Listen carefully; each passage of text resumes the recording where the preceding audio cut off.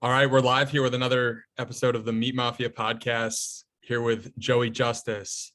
Joey, what's going on? How's it going, guys? Good to be here. We're doing What's up, excellent. man? We didn't wear our purple today. We screwed up. We all should have been wearing it. I'm not either. Man, I didn't think of that. Wow. Hey, Yeah. we'll only do audio. We're all wearing purple. Don't worry. Yeah, totally. Of course.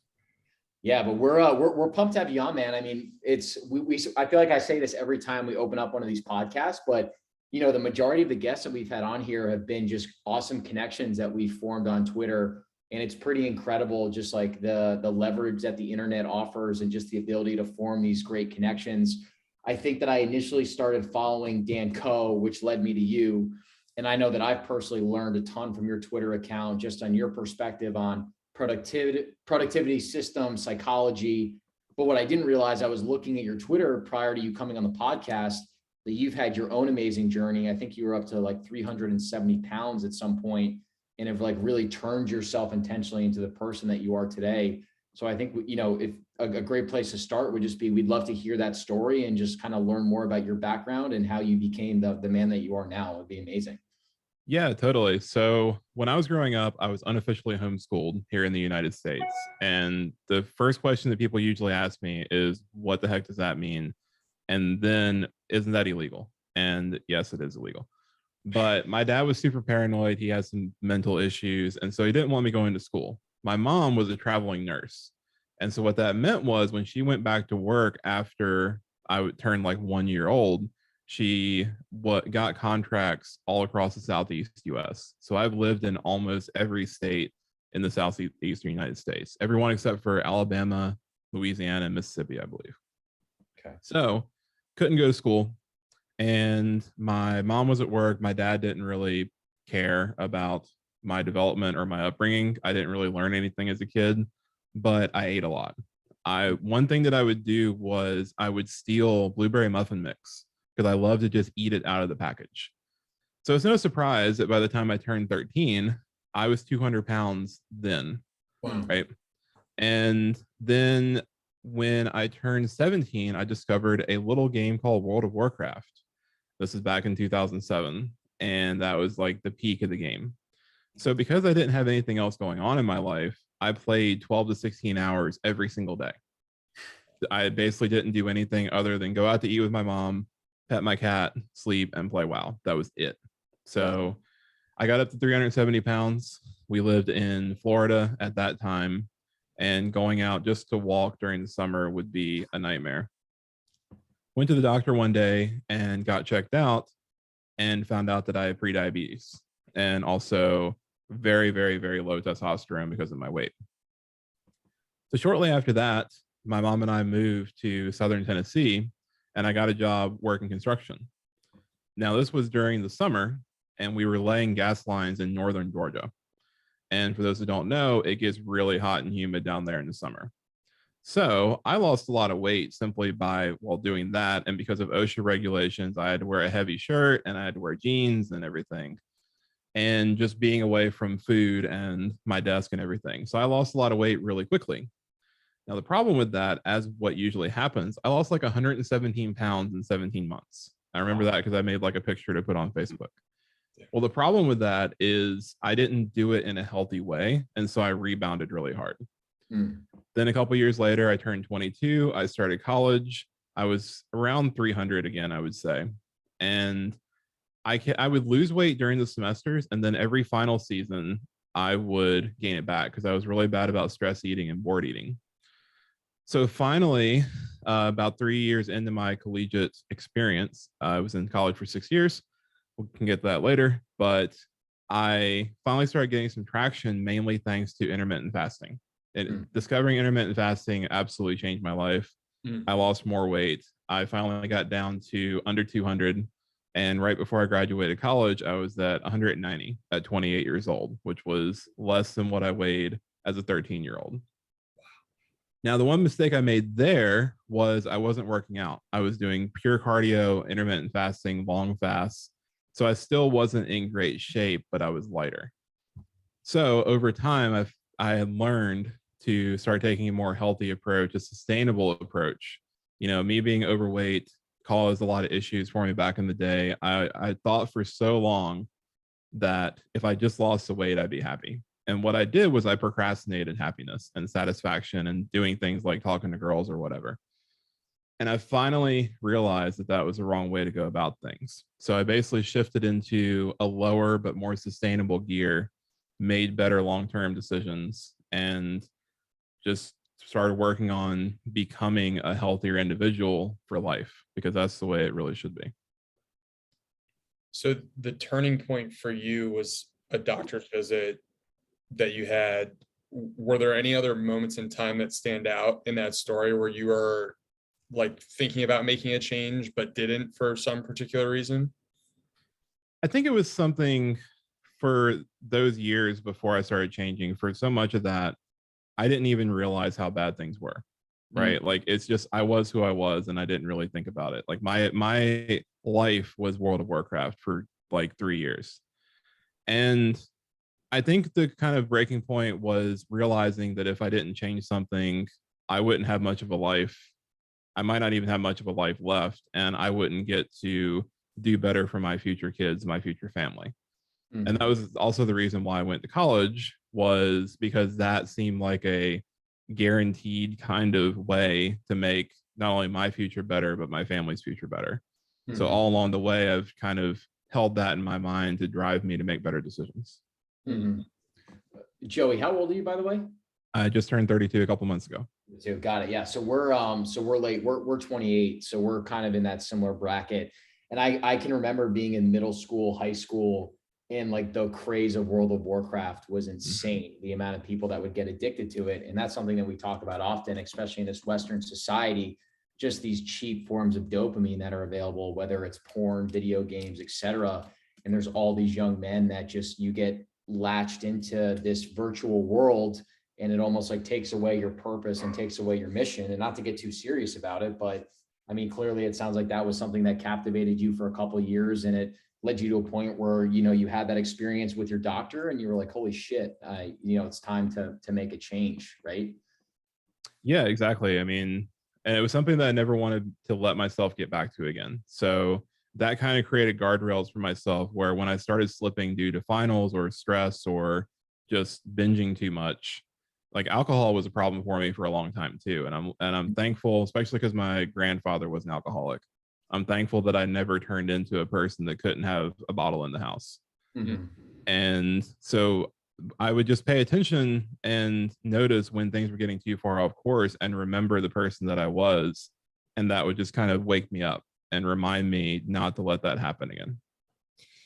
Do you, when you think about your relationship with like video gaming and how you probably got like amazingly good at that, right? Like there was probably some level of mastery that you brought to the table when it came to World of Warcraft. Has that actually helped you as you've kind of started to make changes in your life towards other, you know, putting your energy into other things? Because I do think like we're both ex-athletes, and I think when you dump that much time into something, you know, athletics has a particular like positive connotation. Video games, you know, depending on how you look at it, can have a negative connotation, but there's also that level of mastery that you probably achieved when you played. So I'm curious if that has had any positive effects on your life as you've started to make some changes. Yeah, definitely. And something that I definitely want to write a thread or something about on Twitter soon. But one of the most immediate benefits was how I learned social interactions, really. So the big thing that I did before I found WoW was reading. I consumed books. Luckily, my parents would take me to the library. So I kind of, as cheesy as it sounds, had kind of this idea in mind of how social interactions went, right? But in World of Warcraft, because it's a massively multiplayer game, I had a guild that I was in. I would do dungeons with other people. I would do PvP. And so I interacted with a ton of people. We use this thing called Ventrilo, which is like the precursor to Discord. And so I talked to a lot of people, and that was really helpful by the time I started college, because I wasn't so just socially inept, right? But the other big benefit was it kind of trained me to set goals and work towards something for a long period of time. So that was really helpful in college, because, you know, I would always think about the classes I still had remaining for my degree. and say, okay, well, I'm checking off these aspects of this quest. Like the reward's out there and I'll get to it, but right now I got to focus on these pieces. Similar for my business. Like at this point, I really feel like business is almost like a video game in itself. And that not only increases the fun factor of it, but it increases the motivation. Because, again, we just talked about dopamine.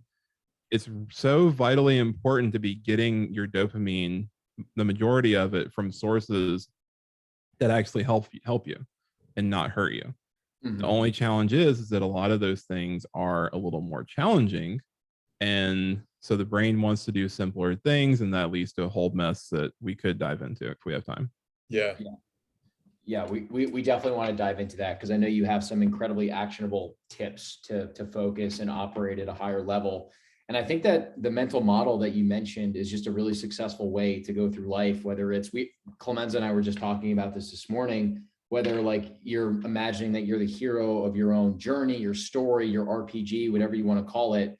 Why can't you almost pretend like your life is your own version of a video game, and you can shape yourself into this ideal version of yourself? So super helpful mental model. Joey, I'm curious. I know you said that a lot of things changed for you once you discovered intermittent fasting and that your weight loss became more sustainable.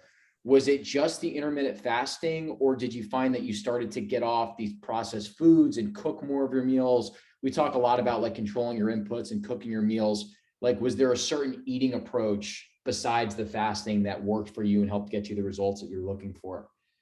So I definitely started becoming more mindful of it, but I would say the biggest thing that was helpful to me was because I was essentially cutting out breakfast and dinner, because I largely did OMAD or 2 meals a day. Mm-hmm. I didn't have the opportunity to make a lot of the dumb mistakes that I was before. So I wasn't eating a high carb breakfast. I wasn't eating a ton of junk food at night. I wasn't drinking a lot at night, because I just adapted to, if it's outside of this window, I just won't eat anything unless I'm starving or something like that.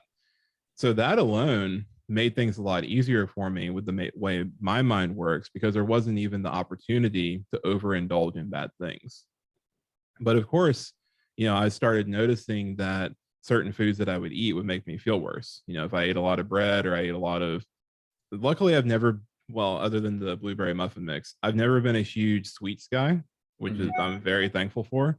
So it's not something that I've ever had issues with, having it around or even really wanting it at the grocery store. But there's a takeout place here, and it's in the Southeast, called Cookout.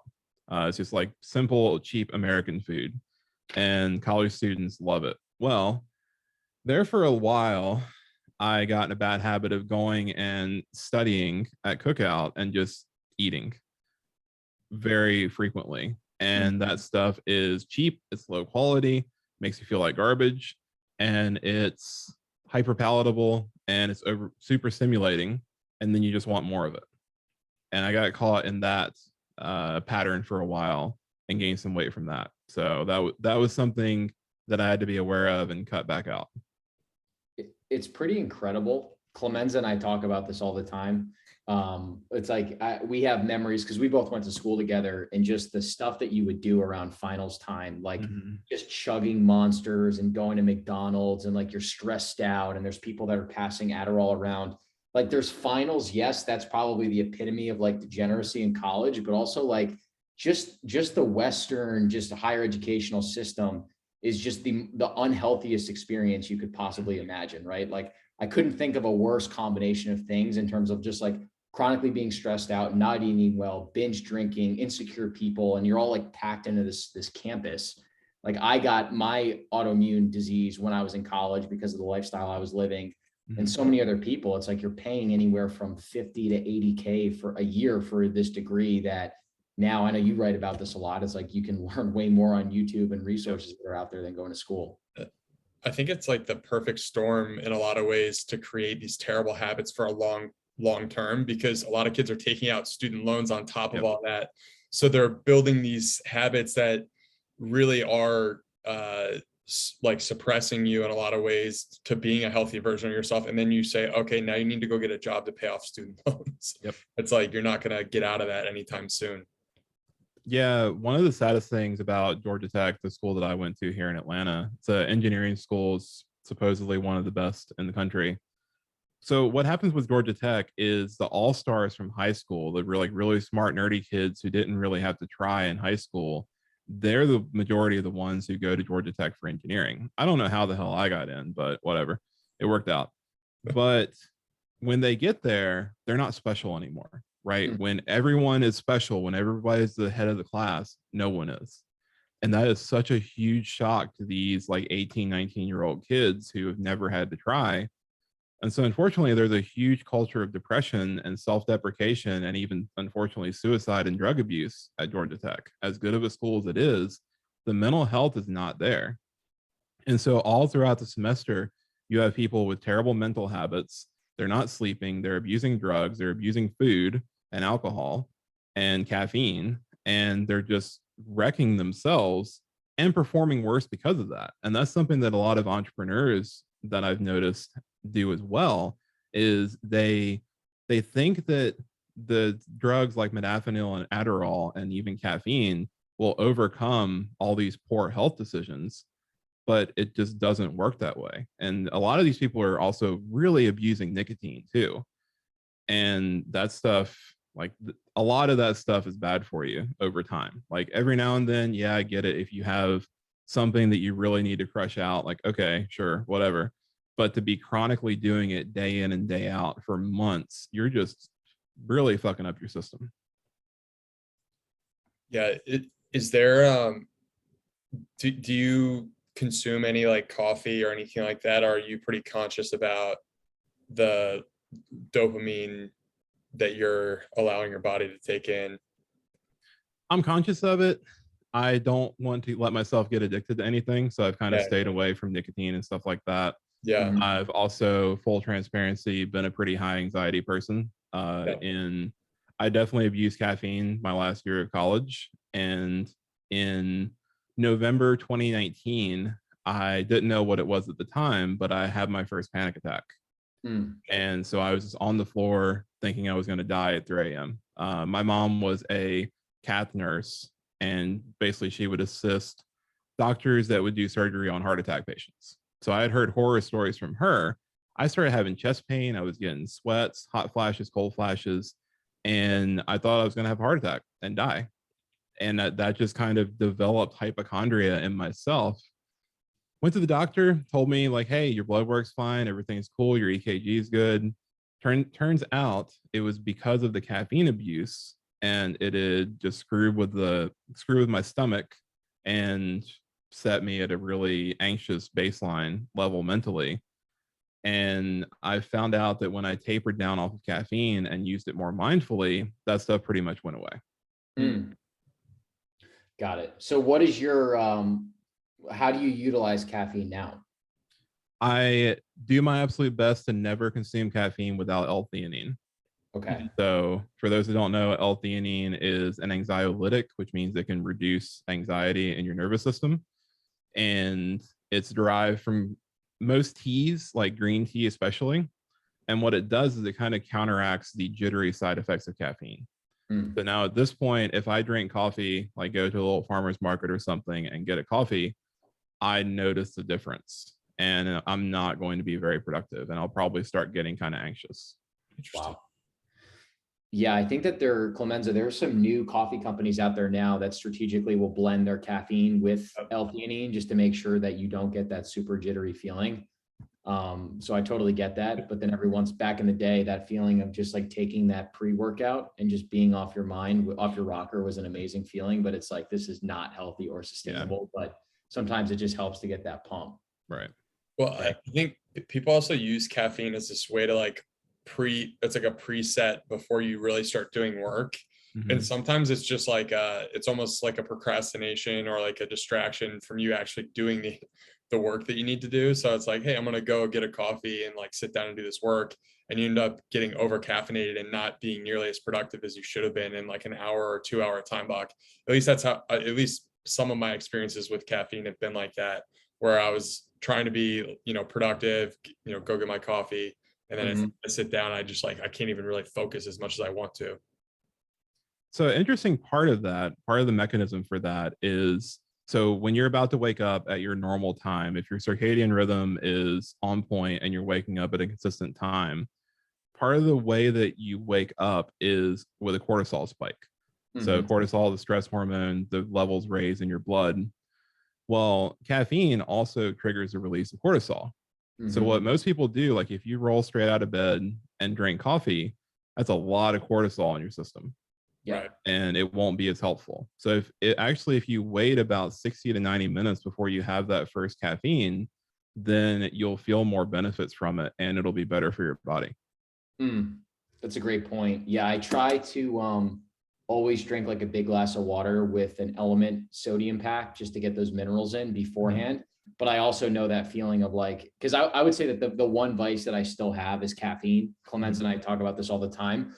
And I definitely still have that. Like, you know, I think the goal would be to wake up and not have that feeling of like needing to reach for your coffee mug. It's like Western society kind of beats that into your brain.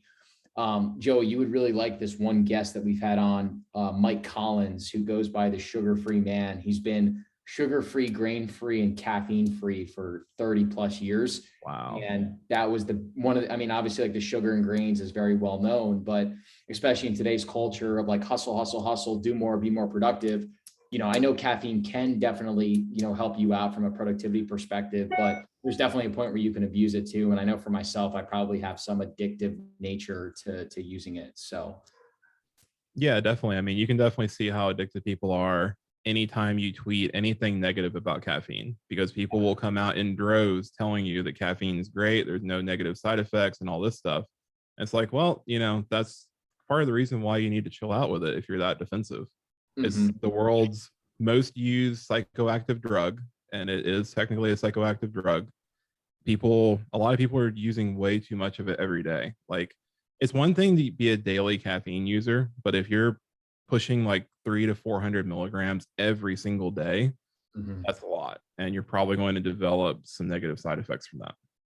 Yeah. How, Joey, how are you eating these days? Like, what does your typical day look like in terms of eating? Are you still doing the OMAD or like 2 meals a day? Yeah, so I do 2.5 meals a day, I guess. So a coffee shop in Tennessee has these amazing overnight oats, and I'm addicted to them. The reason why is maybe not for a sugar reason, maybe that's just cope. But the reason why is because when I eat them, they fill me up for 4 hours or more. It's amazing. And so I finally perfected the recipe for those. And so I'll usually break my fast with those an hour or two before the gym, go to the gym, come back, have a protein shake. That's the 0.5. And then I need to get more consistent with dinner and get into meal prep so I can kind of save some time during the week. But one thing that I've been loving is the grocery stores around here have these Smithfield pork loins.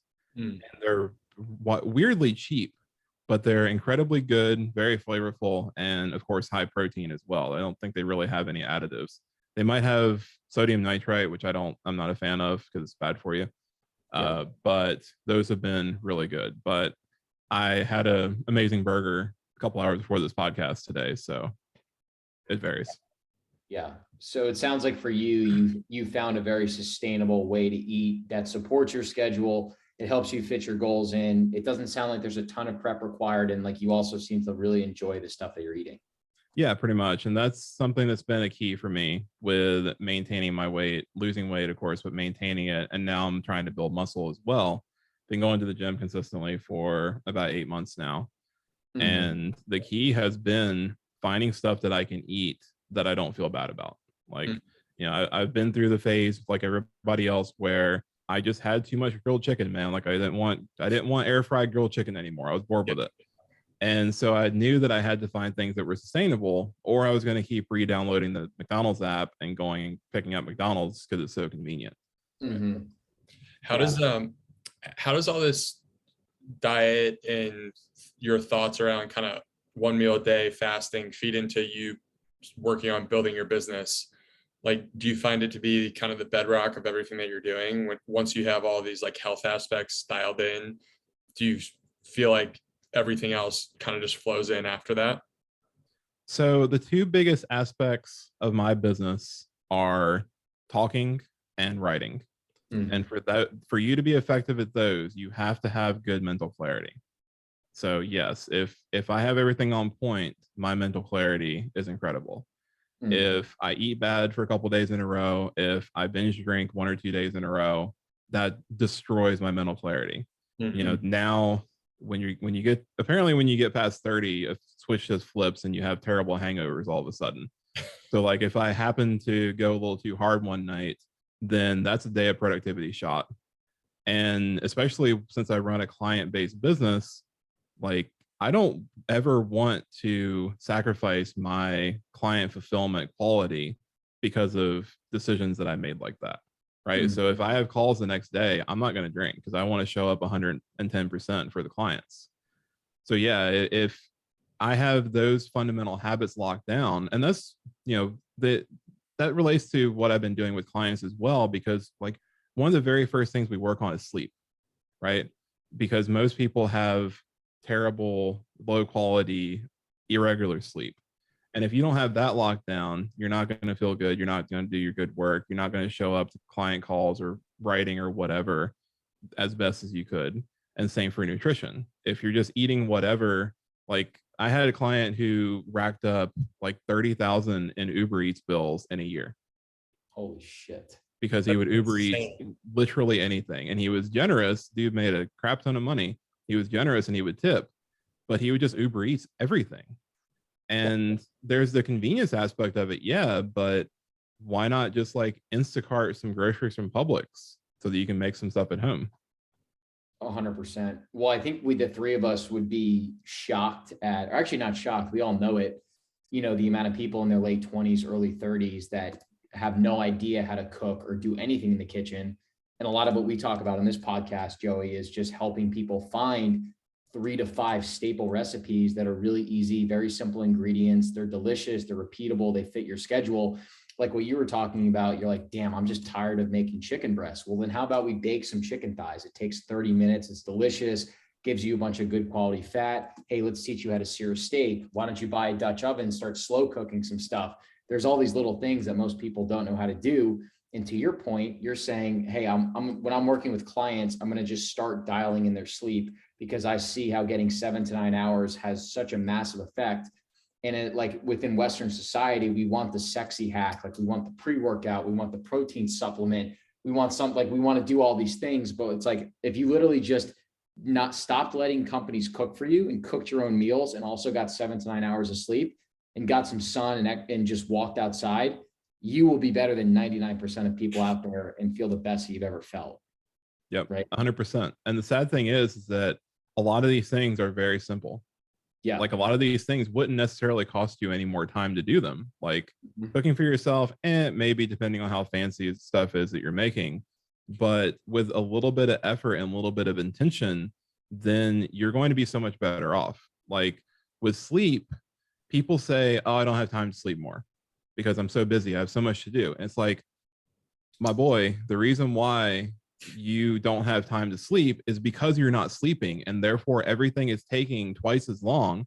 You can't focus, your brain fog, you don't know what to do, and so everything's taking so much longer. Whereas if you just took a couple days to a week to kind of reset and get your circadian rhythm on a consistent timeline, then you would be way more efficient, and then you'd have time profit, right?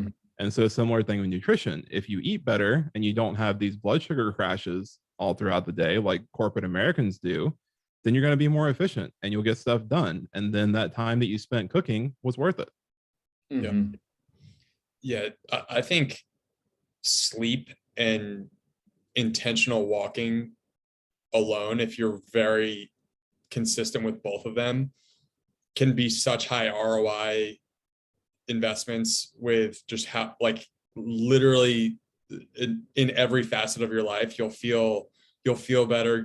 You'll make better decisions when it comes to eating because you're more rested. You don't feel the stress of like being like, I think sleep oppression is one of those things that people, or sleep deprivation is one of those things that people aren't aware that they're suffering from. And caffeine, like we were talking about before, is just another cope for that. It's like, and there's so many of these other lifestyle copes for sleep deprivation that we just like overlook entirely. I couldn't agree more with your point, Joey, on just like yeah, maybe if you just focused in for a week on getting consistent sleep, you will then have more time or more energy to put into those hours to get the same output or more. Yeah, definitely. And another negative side effect of sleep deprivation is worsened impulse control. Yeah. And that's what really accelerates the downward spiral, is when you're tired, when you wake up and you're already exhausted and you feel like crap. And then you have to drag yourself through the work day and calls and writing and everything else you have to do, fighting with people on Twitter. And then you get to the end of the day, it's like, man, I really just want a pizza and some beer. And the cycle repeats. And so you have the psychological concepts or these things like psychological factors at work that are neutral in nature, but they can cut both ways. They can either help you or hurt you. It's like our habits. Our habits are essentially our autopilot. Our habits right now are creating our future. So if you want to be able to tell the future, look at your habits. It's so true. But that cuts both ways. So if you have negative habits and you're Uber eating like burgers and fries every night, you're getting hammered every night, you're drinking 700 milligrams of caffeine every day and taking Adderall and doing all like using 2 packs of Zen nicotine pouches, you're gonna wind up with a pretty bad future at some point. It's gonna sneak up on you. And I've had moments when I was really overweight and unhealthy and sleeping badly and abusing caffeine where I started noticing negative health effects sneaking up on me. Like the panic attacks I was having, that was a warning shot. And I listened. And I think people are probably having more of those little signs creeping up on them than they may realize. Yeah. And you touched on it before, this concept of this like perpetual brain fog that a lot of people have because they're not sleeping enough and they're just eating processed garbage. They don't even understand. They don't even know what the ability for their body to naturally flow and think clearly feels like. Like you're talking about how a lot of your day is spent talking to clients, helping them out, helping advise them on key issues, and then also writing. Like those are 2 very creative pursuits. And it's like, I would guarantee that like, there's no way that you'd be nearly as effective if you didn't have your diet and your sleep dialed in. Like, I know for me, as soon as I really started changing my diet and my lifestyle, my behaviors, I'm like, oh my gosh, all of a sudden I actually want to like sit down and stare at the blank page and write threads. Like this stuff isn't a coincidence. It's like all built upon these like nutritional and, physiological layers. Yeah, pretty much. I mean, the metaphor that I like to use for this is, going back to a game like World of Warcraft, where you have your character and you level up, you get the max level, a new expansion comes out, the level cap increases. A lot of people are playing their game not even aware that the level cap is much higher than they're currently at. They're not even aware of the potential that they have, like the lifestyle they could have, the mental performance they could have, the physical performance they could have. And if they would just start making these small changes and be consistent with them, they would reap huge rewards. But unfortunately, especially our American society, and sadly here in the Southeast, just people don't think about that stuff. Like people down here drink so much sweet tea. I don't know how I can't even drink like regular sugary sodas anymore. Yeah. I'm cool with diet sodas sometimes, but I can't do sugary. I don't know how you drink sweet tea. But yeah, it's wild. People think that they have to take these huge actions to make change, when really it's just doing simple things and being consistent with it and sticking with it. And as you build that momentum, you'll feel better and you'll want to do it more. And then it'll become a habit, and then it'll become uncomfortable for you not to do those things. And that's where the magic and the positive spiral start happening. Can you unpack that idea of momentum? Because I think it's something that a lot of people never get the chance to, they never get consistent enough to feel the positive. I love the way you described it. Like it's a double-edged sword. Like your bad habits can force momentum back against you from like what you want to do or what you want to accomplish. Same thing for the positive habits, but momentum is a key part of that. Like you need to rack up these small wins in order to actually see things happen. So I'm curious, like, how do you kind of unpack that to your audience or your clients? So metaphor storytelling, of course, is the greatest way, in my opinion. So for example, I'm a bourbon guy and I have a half of a Jack Daniel's barrel that houses my bourbon collection. So if after this or even during this podcast, I drank half a bottle of bourbon, I would be massively hungover tomorrow and my day would be very unproductive and I would probably eat garbage because I don't want to eat healthy when I'm hungover.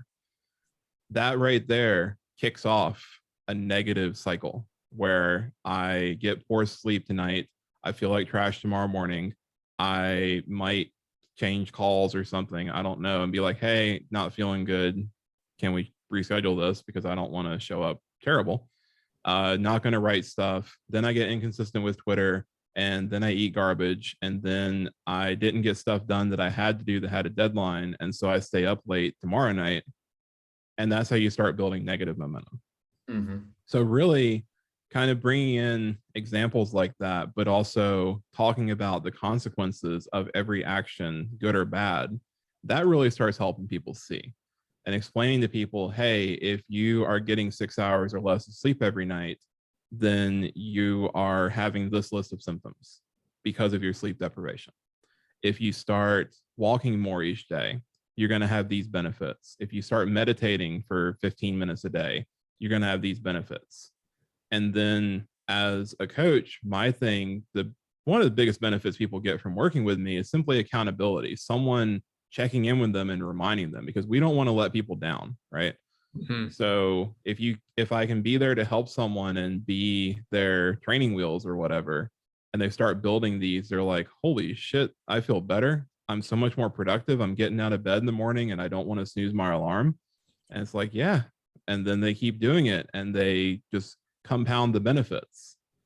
But it's just all about getting people to stick with it for more than a week and not quit like New Year's resolutioners do. Like the majority of them, they go to the gym and they eat better and they're like, I'm not losing any weight. This sucks. It's uncomfortable. It's not for me. Dieting doesn't work, genetics.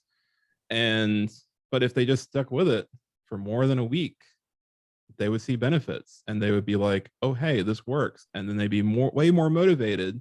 And that's how they build momentum. Yeah. Yeah, it's a great point.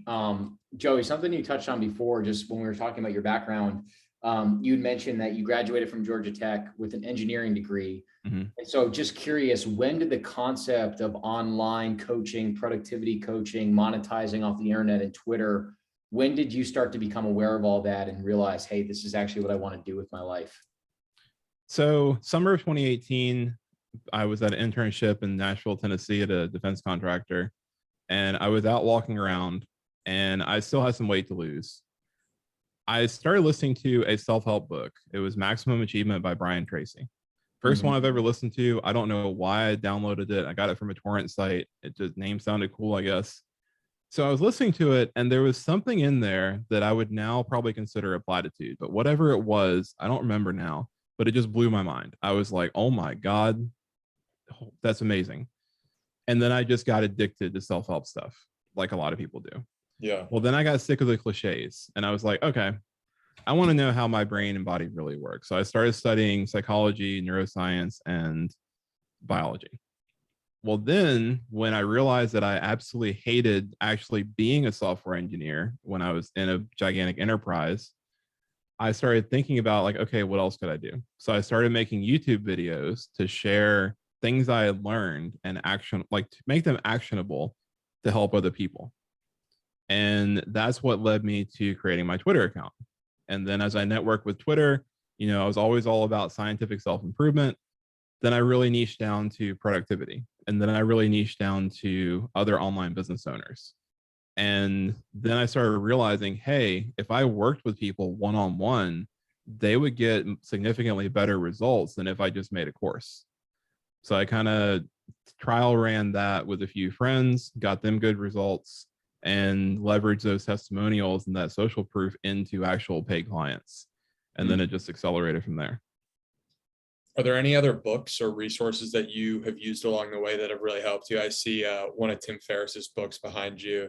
Any other sources of inspiration that you've leaned on as you've kind of embarked on this coaching career? Yeah, I know it's getting a lot of hate recently. I don't know why, I guess because it's popular, but Atomic Habits is unironically a quality book.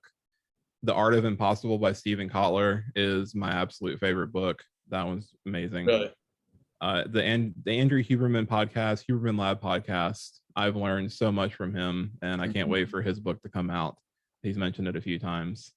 Mindset by Carol Dweck is great. The research has been a little bit debated, but it's good to help you understand the difference between a limiting fixed mindset and a growth mindset. And Why We Sleep by Matthew Walker is also pretty good. It'll scare you into sleeping better. I love that.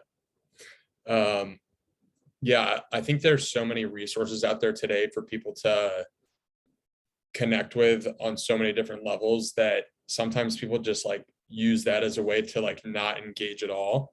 Like there's just so much out there that they just don't know where to go. So I always think it's helpful to have like one or two things that you always come back to. Like I love Tim Ferriss's stuff. Like it's simple. You can read a chapter a day and still get a lot out of it. And it's usually nothing like overwhelming. Just as like kind of like a baseline. I started making some like pretty serious health changes during COVID, and a lot of those were based on very simple foundational habits, like just reading a simple chapter out of Tim Ferriss's book and writing down one takeaway. Like that was it. And I think that reading and writing are two things that everyone should try to re-engage with more as they and do it with some intention. Like, okay, why am I reading this book? Like, what do I want to get out of it? I think there's a lot of value that can be gained from that.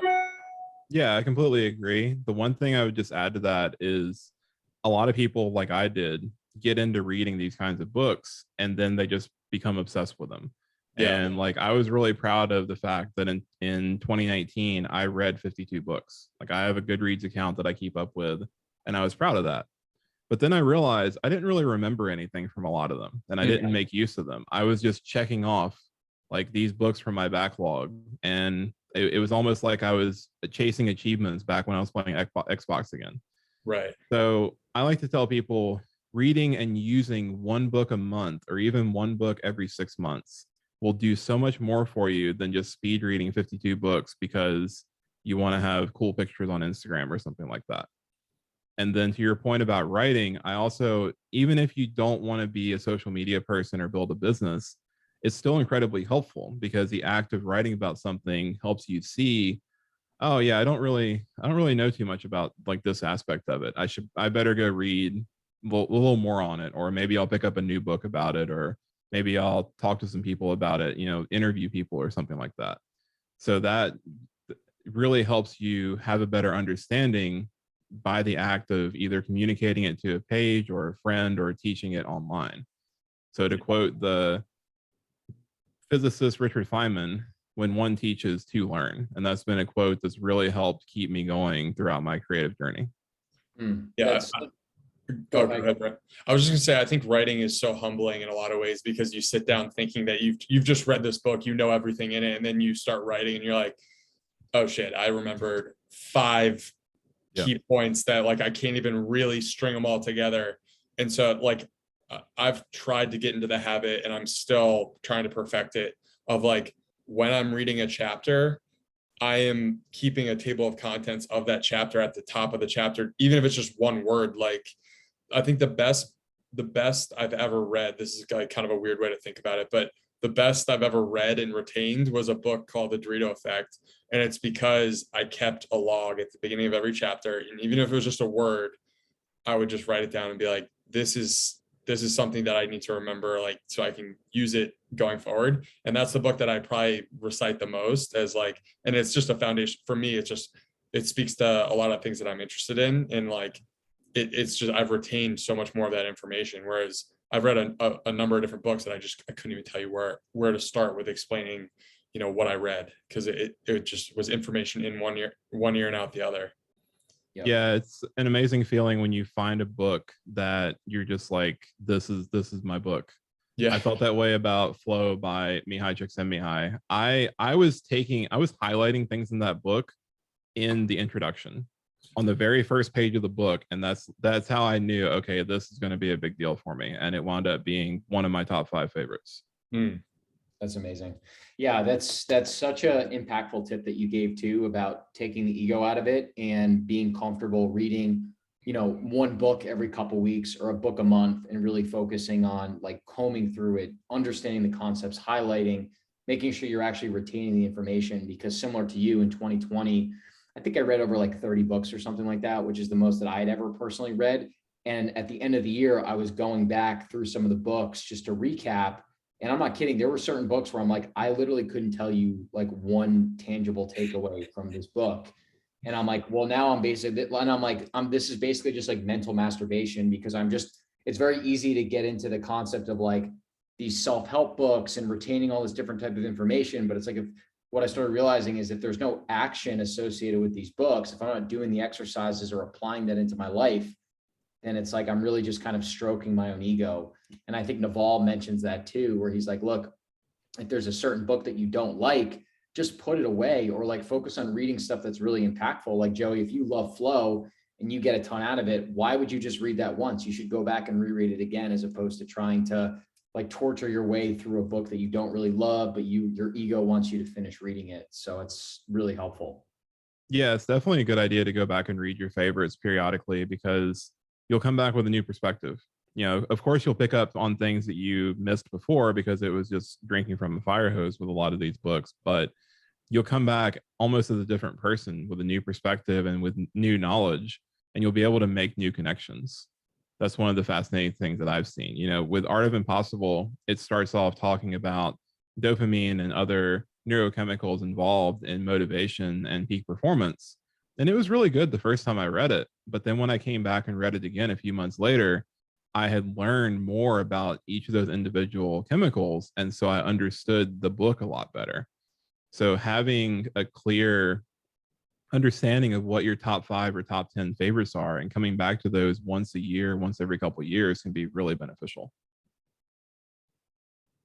Are there any movies or podcasts that you think are particularly inspiring for the business that you're growing?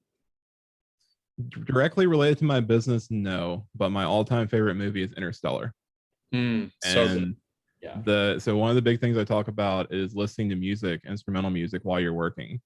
And my default is brain.fm, no affiliation to them, but their stuff really works. But when I put on the Interstellar podcast on Spotify, that's a cue, and my brain knows for the next hour it is deep work time. That's like my LeBron James before a basketball game throwing chalk up in the air moment. That action is it's go time. So my other favorite, though, is Scott Pilgrim versus the World. And I actually went to go see that movie in theaters 9 times because it spoke to 21, 22-year-old Joey that much. Like, coming from my nerdy gamer past, it just got me. And I love that movie. Yeah, I've heard that. I haven't seen it, but I've heard that it's an amazing movie. And obviously Interstellar is amazing. And the soundtrack is for productivity. We're talking about focus. That's an amazing soundtrack to bang out some work too. Yep.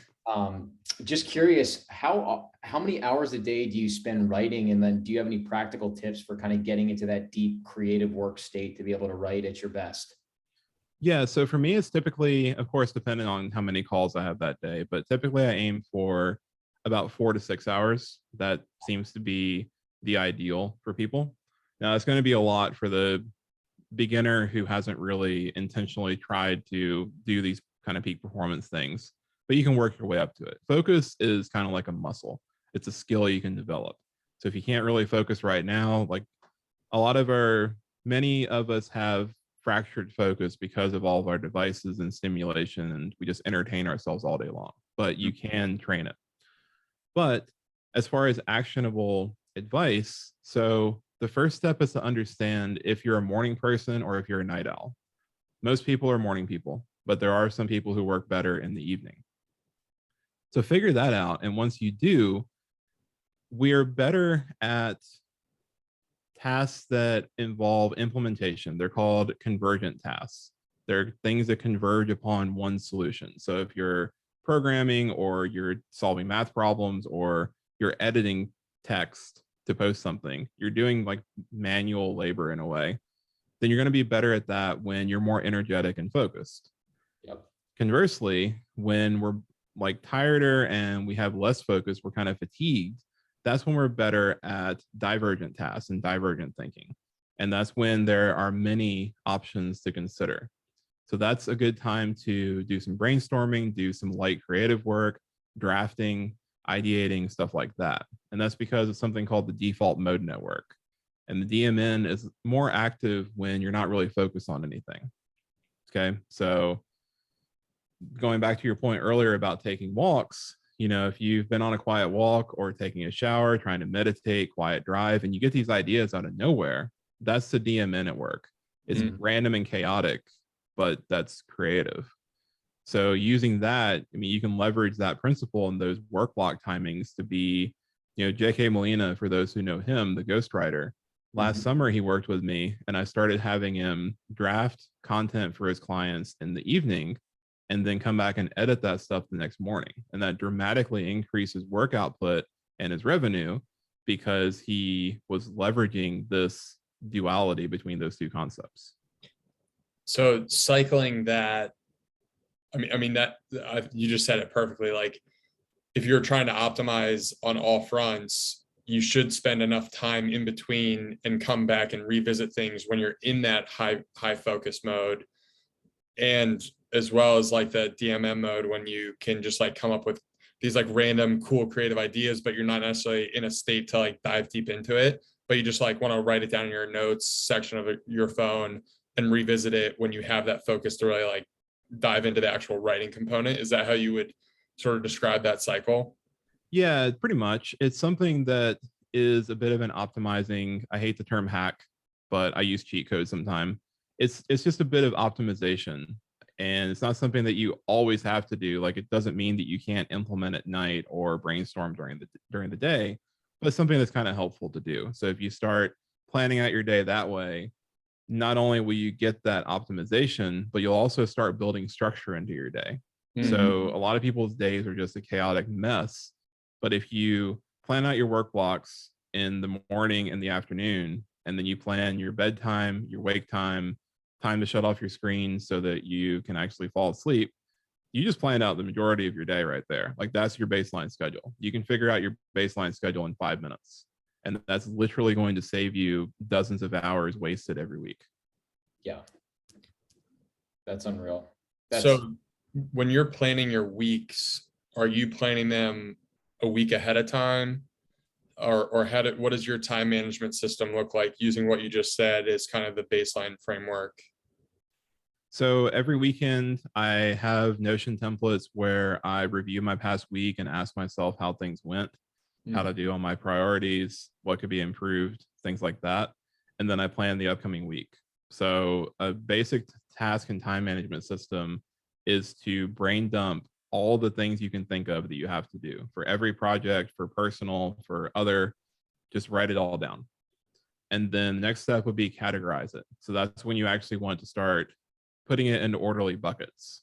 And then from there, and then you can put it into Notion or Todoist or whatever your favorite app is if you want to, so you don't have to rewrite it all. But then from there, step 3 would be picking out 3 to 5 priorities from that long list and writing those down on a short list. So actually write them on a Post-it note or a piece of paper or something like that, your whiteboard. And then the last step is to create work blocks, if you don't already have them on your calendar, that are going to be dedicated to your short list.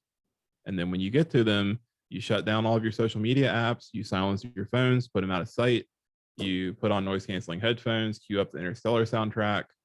Yep. You focus on your short list until that thing is done or your work block is up.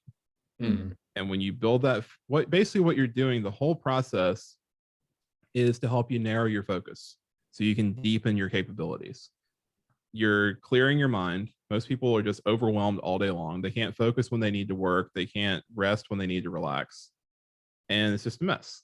But when you write things down and pick out a few things to focus on, you've narrowed that range of options you have, and you're better able to actually focus on one thing at a time. That's a great point. I mean, I'm going to be honest with you, since I've really gone heavy at Twitter, both Clemenza and I've been having a hard time separating threads and just consumption. I just feel like I'm on my phone all the time. And I still feel like I do a good job putting out a good amount of content, but I know that I can be way better and way more focused. And it's like, I find that it's easy to make the excuse of like, oh, well, I have a Twitter account that I'm trying to grow, so I'm on my phone. But I'm like, yeah, but you're just consuming. You're not actually using it a productive way. You're letting the app get the best of you. So I know for me, I definitely want to start to incorporate more of this because I know that my day could be way better scheduled because, like, full transparency, I still work a 9 to 5 and I need to be really diligent with my time. So like, if anything, I definitely want to be scheduling these blocks. And that kind of leads me to my next question for you. When you were a software engineer and you were starting to make some money coaching, how did you balance both of those things and have the most productive day possible? It was hard. I pretty much no lifed it, to be perfectly honest with you. Basically, all I did with my life during that time was go to work and work on my business. And I would play Dungeons and Dragons every other week for a long time. And that was it. That would be all I did. And I guess I already had that experience with college. So I just accepted it. And I was like, this is something I'm going to have to do. This is going to be a season of no lifing work and just taking the best care of myself that I can. But when COVID hit and I started working remotely, I was able to start working on my business during work hours because I would just get my work done fast and then not pick up a new task to do for a few hours. And that gave me a little bit more leeway. So I wasn't able to like take calls during business hours. And I have a PTSD reaction every time I hear the Slack sound because I kept listening for my manager messaging me.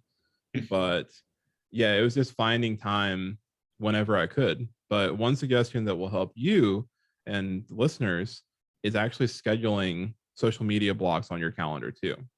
So I help manage a couple of communities on Discord. I have clients that I communicate with. I have my emails. I have Twitter, of course. Now I'm starting to post on LinkedIn. It's a lot of social media, and it could take over my entire day. So what I've done is created 15 to 30-minute blocks. For me, they're 30 minutes because there's so much with the community aspect too. But I have these 30-minute blocks throughout the day. There's 4 of them, I believe. And those are on my calendar. So I'm basically saying, hey, I have the urge to use social media right now, but I'll do it then. And I know when I'm going to do it. So if I get the idea of like, oh, I want to see how my tweet's doing, or I want to check my DMs, or I need to respond to a client, I'll do it then. I have dedicated times. So it's similar to when you get on a routine eating schedule, you start getting hungry when your body expects, like at regular times. It's a similar thing here. You start training that urge to check social media. I love all this productivity stuff. It's I feel like it scratches an itch for Brett and myself because we love just like kind of the optimization, life hack, biohack stuff. Is there anything that you're working on now that is maybe like some sort of book that you're writing or material that you're putting together to kind of put all this in one spot, or are you just focused on the coaching stuff right now? So lately I've been working on relaunching my coaching program. And actually by the time that this podcast is out, it'll be out into the world again. Sweet. But I am actually working on a course. So that'll include my task and time management system. My goal is to have everything housed in Notion. I believe that Notion is the best productivity app out there. So I want to replicate the app Todoist, which is a great task management app. But I believe in keeping your stack of apps as lean as possible, because the more apps that you add in, the more friction there is, the more tedious everything gets. So I want to have everything in Notion. It'll also talk about habits. A lot of that I talked about today. It'll get into kind of the business side of things with automation and delegation and stuff like that. So I'm planning on that coming out probably late June, early or sometime in June, July. Beautiful. Awesome. Do you have any recommendations, Joey, for anyone that's listening to this that's heard about Notion but hasn't really used Notion before? Like if they want to do like the dump it, categorize it, pick 3 to 5 priorities, like is there a template in Notion that you recommend that they can do that on? Just curious. So with Notion, it's pretty flexible and you can easily create your own template. All you have to do is just create a page and then add a heading. But for people who are brand new to Notion, I highly recommend they check out a guy called Thomas Frank on YouTube. And he has a channel, an alternate channel that's dedicated to Notion. So he has a lot of great Notion guides on that YouTube channel. But also, if you just Google his name, he has some free and paid Notion templates on his website. So with that plus the default templates, that'd be more than enough to get somebody going. Got it. Excellent. Joey, where's the best place for people to find you? So I am on Twitter a lot as well because I've been reviving my account. So twitter.com/heyjoeyjustice is good. My email is hey@joeyjustice.com. And I've started posting on LinkedIn at linkedin.com/ there's something else in there, but Joey Justice. Beautiful. Perfect. Well, this is a great conversation, man. Super, super applicable to daily lives. And it's just amazing to hear about your story, the transformation that you've personally made, and just the way that you're impacting people to be more productive and efficient. We'll definitely, link to everything in the show notes, and hopefully we can have you back on for a part 2, because this was a fantastic conversation and just really appreciate you coming on. Yeah, man. I appreciate it. It's great to talk to you guys. And I look forward to keep doing what I've been doing and leveling up. Awesome. Love Thanks, it. brother. Appreciate it, man. Enjoy. Thanks, guys.